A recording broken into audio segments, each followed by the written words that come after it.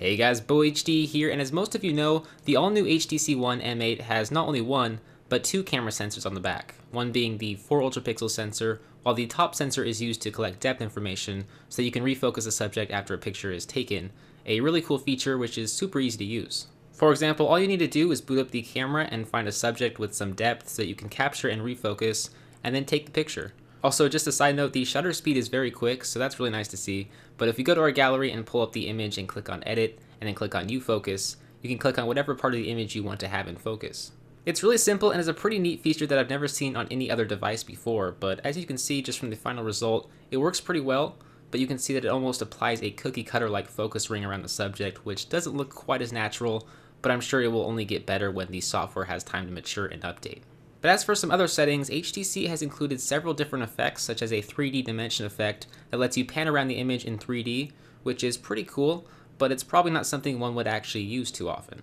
Then there's a season effect where you can add snow and fall themes to your images. Once again, pretty gimmicky, not too practical, but it's there. And then there's a few other things like filters and frames you can add to your images, similar to Instagram, but built directly into the camera application. Now, as for the images themselves, I've went around and taken photos in areas with low light and lots of natural light along with some dim indoor lighting, and as you can see, they're actually very good, especially the low light images. They might seem slightly grainy because of the low lighting, but if you were to take a picture with some other phone, chances are you wouldn't even be able to make out the subject. But these are all raw images directly from the M8, they are unedited and not altered in any way, so let me know what you guys think of these pictures by leaving me a comment down below. One thing I didn't like was the fact that since this is a 4 ultrapixel camera, you're not going to be able to really zoom in and crop your images without losing a lot of quality, like you would be able to do with a 13 megapixel sensor.